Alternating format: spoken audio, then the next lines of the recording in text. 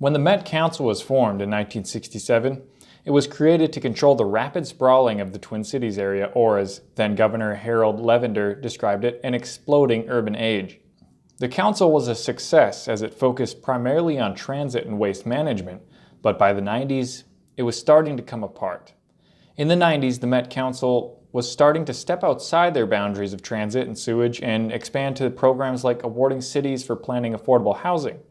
It was programs like this that made former Met Council Chair Peter Bell want the council to be held accountable. When it was first created, it was a planning organization and really to do land planning for the 7-county metro area. In the mid-90s, it was determined that that planning body should be melded to the operations that it planned for. So it got operational authority of transit and it got operational authority of wastewater. The added authority of operational power is what led the Met Council to not be held accountable.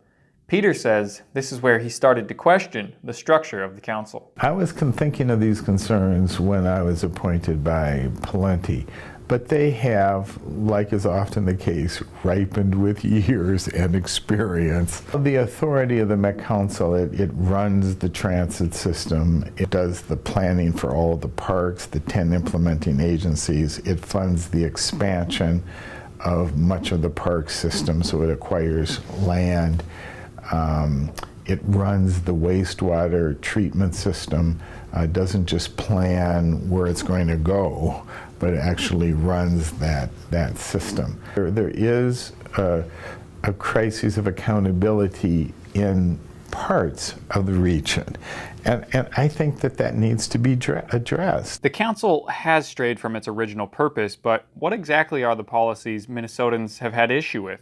I think racial equity and issues of that kind need to be addressed, but it's the amount of time and attention and resources you spend. I think we've gone too far in that with the Met Council.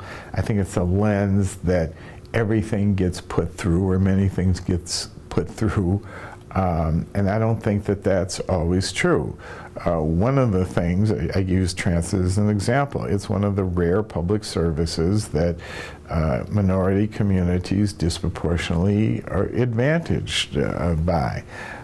Disproportionately low-income minority communities live in urban communities, and that's exactly where transit exists. And it's a heavily subsidized service, and so we disproportionately benefit from it. I think it's 189 municipalities in the 7-county metropolitan area can each have their own transit system. I think that needs to be coordinated. I don't think the 189 municipalities can each have their own wastewater system. I think that needs to be coordinated. And I think the transit system would be better served with BRT, bus rapid transit, than LRT. With $1 billion in funding, more than any other regional authority in the nation, the council is the recipient of many tax dollars. Minnesotans should be concerned about the accountability, so how can the council be improved? I think who the chair of the council will determine part of this, and who council members are. And I think if they take serious some of the concerns that have been raised, because while the solutions of many of the critics of the council I don't agree with, I agree with some of their observations and concerns. And I think that how council members are selected and the like needs seriously to be looked at.